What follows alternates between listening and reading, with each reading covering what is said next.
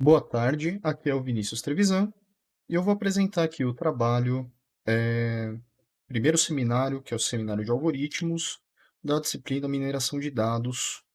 E o tema que eu escolhi para tratar são as Deep Convolutional Generative Adversarial Networks, ou DCGANs. Então, uma breve introdução aqui. Esse algoritmo de DCGAN, ele é um algoritmo de aprendizado não supervisionado, composto de dois componentes, que é um gerador e um discriminador.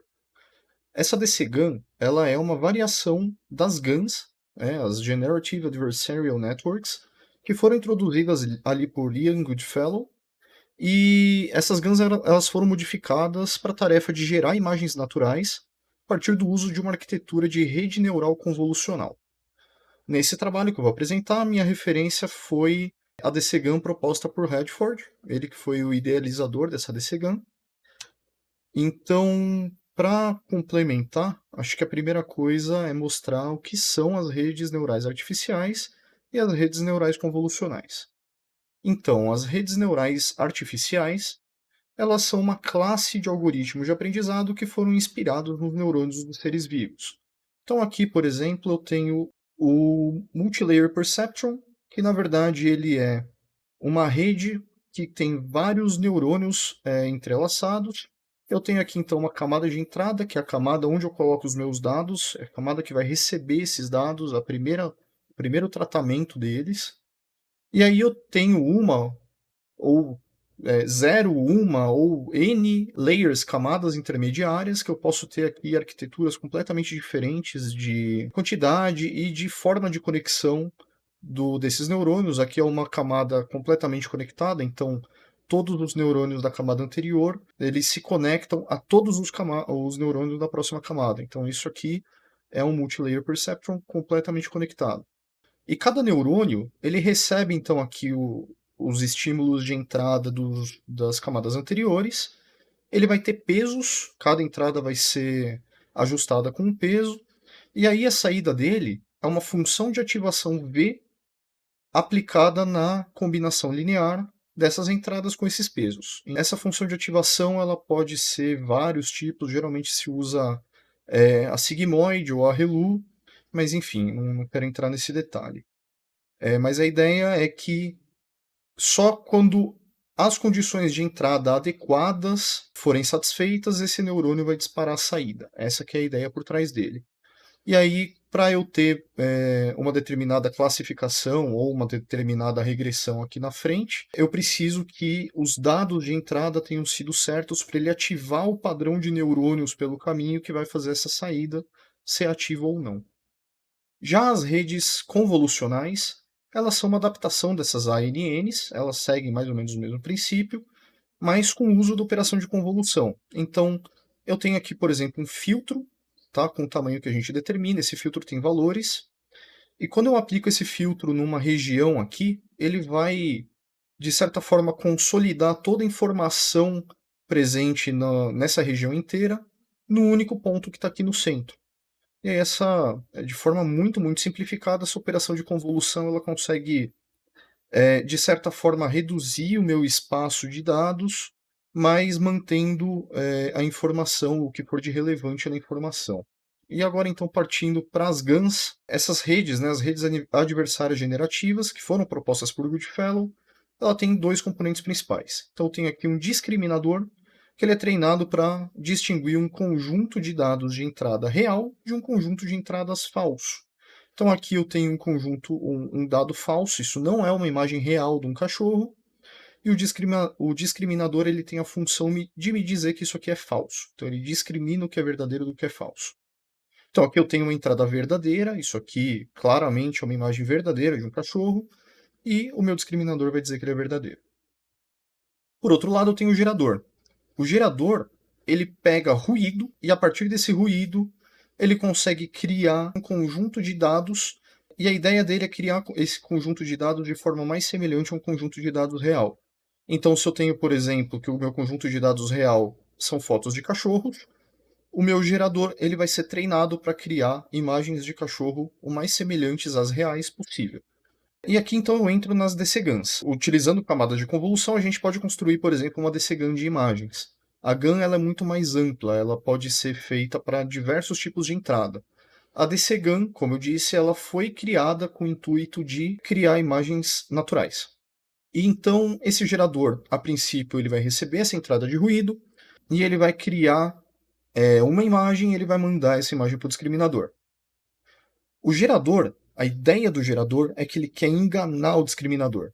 O gerador ele quer criar uma imagem tão boa que ela chega a parecer real. O discriminador, por outro lado, ele vai querer se especializar cada vez mais para ele não ser enganado pelo gerador. E é por isso que as redes são chamadas de adversárias. O gerador e o discriminador eles vão estar competindo para ver quem consegue ganhar do outro nesse sentido.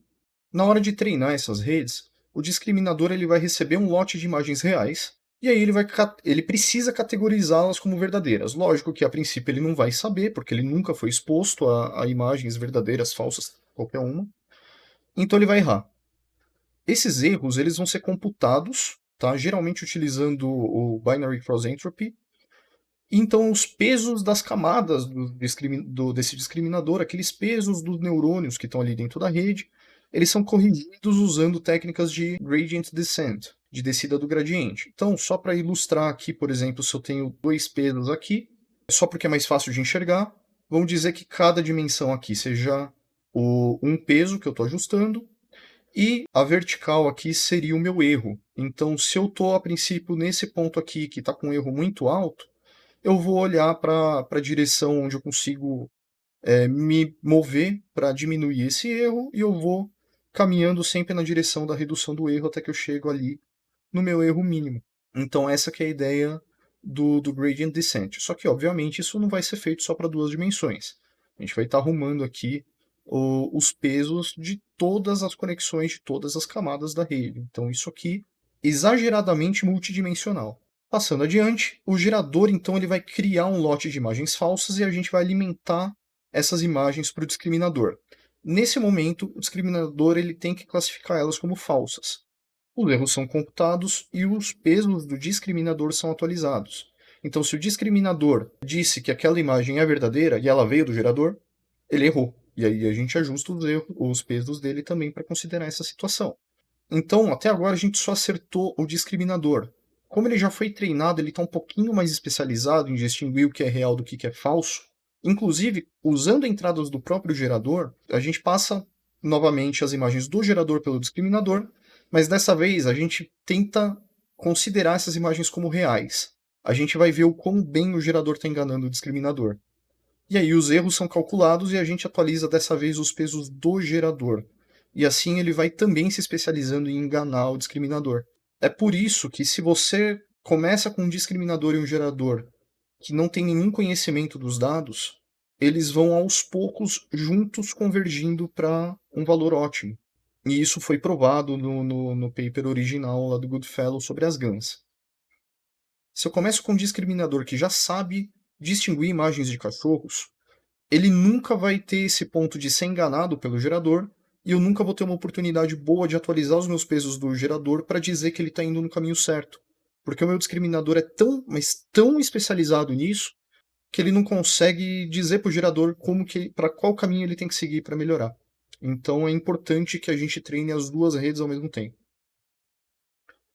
A arquitetura proposta pelos autores para o gerador é a seguinte. Então eu começo com um vetor de ruído uniforme de tamanho 100, sequências de convolução onde eu começo aqui com 1024 canais, passo para 512, para 256, 128 e por fim eu tenho aqui uma imagem de 64 por 64 com 3 canais. Esses 3 canais são os 3 canais de cor, Red, Green, Blue, o RGB. O discriminador ele é basicamente a mesma rede, mas ela é espelhada. E aqui, do outro lado, em vez de eu ter um vetor de 100, eu vou ter, na verdade, uma saída binária, verdadeiro ou falso. E aqui, depois de criar essa arquitetura, esses são, aqui à esquerda, algumas imagens geradas pela GAN, e à direita, alguns exemplos reais de imagens de cachorro. Dá para ver que a GAN, ela, apesar de longe você conseguir ver ali algumas características de cachorro, de repente, se você fechar o olho, assim, você até consegue se enganar com algumas dessas imagens, Nenhuma delas é de fato um cachorro. Você não consegue dar isso para um ser humano e ele classificar isso como um cachorro. Eu vou aproveitar e eu vou mostrar também agora um vídeo em que eu peguei 64 entradas de ruído e eu deixei essas entradas salvas numa variável global, e a cada iteração eu usei essas mesmas entradas de ruído para criar imagens, usando o gerador. Para que isso? Para a gente ver a evolução desde da primeira iteração do gerador, onde ele basicamente só gerava ruído, até ele ir cada vez mais se organizando e criando filtros que criam realmente imagens cada vez mais próximas a imagens de cachorro. Então o vídeo está aí, dá para ver que ele realmente começa com imagens bem ruidosas, mas aos poucos ele vai se transformando. Aquele i ali embaixo é a iteração do vídeo. E por fim, já começa a ter algumas imagens aí que são praticamente distinguíveis, que você consegue praticamente ver um cachorro. Bom, minhas dificuldades na implementação. Primeiramente, eu tentei implementar esse algoritmo diretamente com a CNN utilizando a biblioteca TensorFlow, mas eu fiquei com bastante dúvida em como implementar essa arquitetura, como fazer a convolução inversa, como usar os gradientes para treinar uma coisa separada da outra. Pesquisando como resolver esses problemas, eu encontrei um modelo do PyTorch que implementa exatamente o código como está descrito na arquitetura do artigo original. Esse código ele modifica, na verdade, um pouquinho essa arquitetura. Eles mudaram um pouco ali os canais, eles usaram 512, 256, 128, 64, 3, mas quando eu alterei para eles condizerem com o artigo, né, que é aquela que eu mostrei anteriormente, 1024, 512, 256, 128, 3, o modelo não convergiu. Uma outra diferença é que no PyTorch eles usam um ruído de entrada, aquele ruído que vai na entrada do gerador, ele segue uma distribuição normal centrada em zero. Mas o artigo ele fala de uma distribuição uniforme. Quando também alterei isso para condizer com o paper, o modelo não convergiu. E no final, eu obtive um código funcional da DCGAN com pouquíssimas alterações no código do PyTorch. Alguns comentários, então, o modelo ele só pode ser tão bom quanto os dados utilizados por ele. Se eu tivesse uma quantidade maior de boas imagens de cachorro, provavelmente eu teria um resultado melhor. Isso é o primeiro ponto. Então, na minha primeira tentativa, eu quis gerar imagens naturais de cachorros. E aí eu baixei mais de 30 mil imagens de cachorros de bases diferentes, mas o resultado não foi muito claro. E aí, isso é fora do escopo desse projeto, mas eu criei um classificador para selecionar caras de cachorro dentro do dataset completo. Então ele eliminava fotos que estavam com o cachorro de lado, com o cachorro de costas, com o cachorro pulando, e deixou só as fotos que o cachorro tivesse com o rosto virado para a câmera. E aí eu retreinei a DCGAN para ter realmente melhores resultados, mas esses resultados ainda assim não foram ótimos. E isso já era esperado. Os próprios criadores, o Goodfellow, que criou as GANs, e o Redford, que criou a DCGAN, eles trabalharam juntos num paper que trata de técnicas mais avançadas para treinar GANs de modo geral, inclusive DCGANs. Como essas técnicas fogem também do escopo desse projeto, eu optei por não implementar elas. E aqui seguem as minhas referências. Bom, agora eu vou aqui explicar o código. Como eu disse, esse código ele foi adaptado de um exemplo que eu peguei no PyTorch. Primeira coisa é importar as bibliotecas que serão usadas e definir qual é o dataset que está sendo usado. No arquivo com as instruções de como rodar o código, ele tem como tem que ser também a estrutura da pasta de dados. Os hiperparâmetros que nós vamos usar, então a primeira coisa, quantas GPUs vão ser usadas. Eu optei por rodar esse código na GPU porque é muito mais rápido do que rodar na CPU, mas se você não tiver uma GPU compatível, então nesse caso é só colocar 0 aqui. O tamanho da imagem, tá? Então as imagens geradas vão ser 64 por 64. O tamanho do batch, né? Então a gente coloca um lote de imagens dentro do discriminador por vez, e aí esse lote tem tamanho 64, são 64 imagens. Quantidade de épocas de treinamento. Quanto mais épocas você dá, mais tempo desse algoritmo convergir. A taxa de aprendizado do Adam, que segundo o paper original eles usaram o learning rate aqui de 0.0002. O beta 1, que é um hiperparâmetro também do Adam. Geralmente esse valor é setado em 0.9, mas segundo o paper os melhores resultados foram com meio. O tamanho do vetor de ruído, então nesse caso o vetor de ruído também segundo o paper tem 100 elementos. O intervalo para impressão das imagens, porque eu quero imprimir uma imagem de exemplo a cada x iterações, nesse caso x igual a 100. O parâmetro da inclinação da parte negativa do Likert ReLU, que eu vou explicar mais para frente, mas segundo o paper eles usaram o valor 0.2.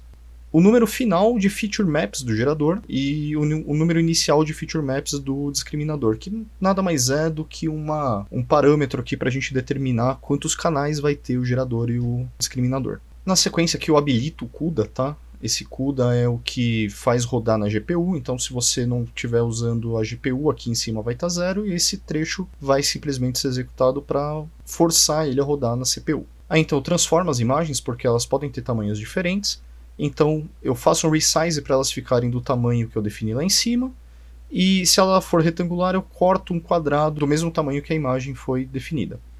Transformo tudo isso em tensores para poder colocar dentro do torch, e eu faço uma normalização nessas imagens. Então eu carrego as imagens, não vou entrar em detalhes, isso aqui eu vou carregar elas aleatoriamente, pegando lotes do tamanho que eu defini, e aplicar as transformações que eu acabei de falar. Aí eu printo o tamanho do dataset para eu ter noção de quantas imagens eu estou usando, e eu crio as pastas onde vão ser salvos os arquivos de destino. Porque se essas pastas não existirem, o Python vai dar um erro e simplesmente vai abortar a execução do código. Então eu garanto que essas pastas existem, como? Criando elas.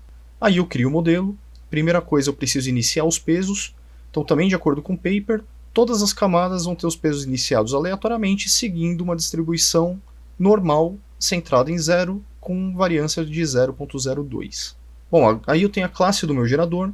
Eu tenho aqui o construtor, ele vai herdar da NN Module, e aí eu crio um modelo sequencial da rede neural. A primeira coisa que eu faço é normalizar as imagens de entrada, e aí eu vou fazendo as convoluções inversas. Eu entro aqui com aquele vetor de tamanho 100, e aqui eu faço a saída dessa camada, vai ser 512, que é 64 que eu tinha definido lá em cima, vezes 8. E aí eu normalizo de novo esse output, e aplico aqui uma função de ativação chamada ReLU, que eu vou colocar a imagem aqui em cima. Para valores menores do que 0, ela é 0, e ela é o próprio valor para valores maiores do que 0. E eu vou seguindo essa lógica, fazendo aquela mesma arquitetura até a última camada. Como eu tenho que ter um valor entre menos 1 e 1, eu uso aqui essa função de ativação TANH, que vai me dar valores entre menos 1 e 1, também de acordo com o paper. E basicamente a minha função de treino, que ela vai aplicar a entrada na rede e obter a imagem gerada como saída. Da mesma forma eu tenho minha classe do discriminador, é muito parecido, só que em vez de uma convolução inversa eu faço uma convolução normal, e a arquitetura ela começa do menor, ela vai aumentando até 512, e por fim o meu último output é um único item de saída, que é aquele item booleano que vai ser ou falso ou verdadeiro. Como eu preciso de valores entre 0 e 1, minha última função de ativação é o sigmoid. Nas camadas intermediárias, a função de ativação é esse leak ReLU, que é igual ao ReLU que eu mostrei lá atrás, mas ela ainda deixa valores negativos serem baixos, mas ainda assim podem ser valores negativos. Aí eu crio aqui o gerador e o discriminador, inicializo os pesos e mando isso aqui para a GPU ou para a CPU de acordo com o dispositivo que eu selecionei lá atrás. Então começa de fato a parte de treinamento da minha DCGAN. Então a minha primeira coisa, eu preciso determinar o meu critério de erro, a minha função de erro, que nesse caso a usada é a Binary Cross Entropy, que ela é muito útil quando você está tratando com saídas binárias. E aqui eu tenho um vetor para guardar as minhas medições do loss, do meu erro, tanto do gerador quanto para o discriminador. E eu também tenho que preparar os otimizadores. Então nesse caso também, de acordo com o paper, a gente está usando o Adam com os hiperparâmetros que eu coloquei lá atrás. Aí para eu poder fazer aquele videozinho da evolução do meu gerador, eu preciso de entradas fixas, que elas não vão variar em cada iteração. Então eu já deixei salvo aqui essa variável fixed noise, que elas são 64 elementos, 64 vetores de tamanho 100 com ruído dentro. E aqui, novamente, eu estou usando o ruído normal. Então vamos aqui para o treinamento. Para cada época de treinamento, então ele vai executar esse mesmo código até a última época.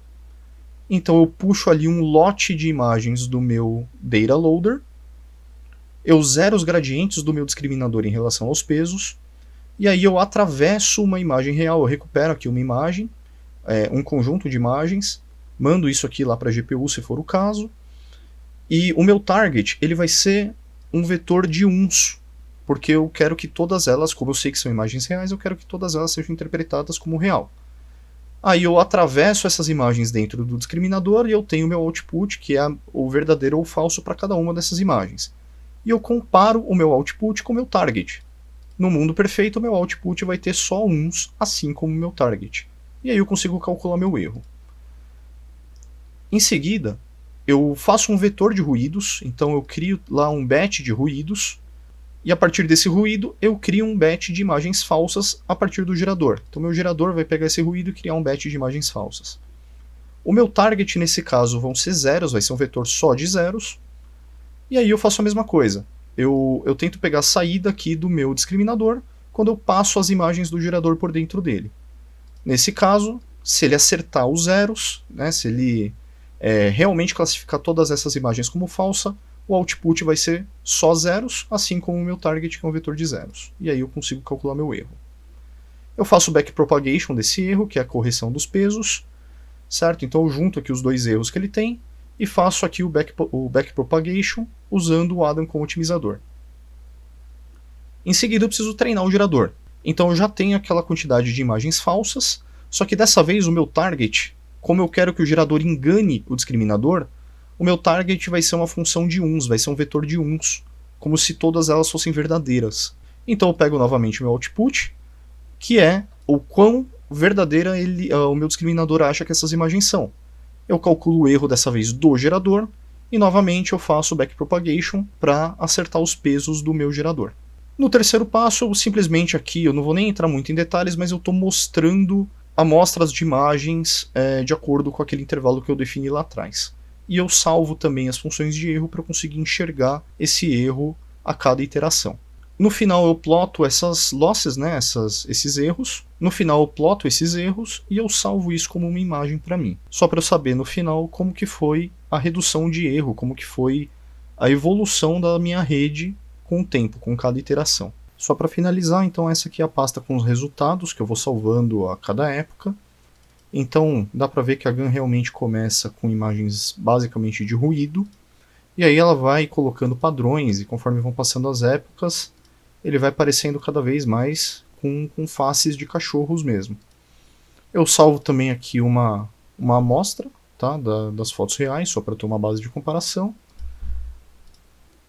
Aqui as losses, né, o meu erro, a evolução do meu erro para cada iteração, para cada época de treino.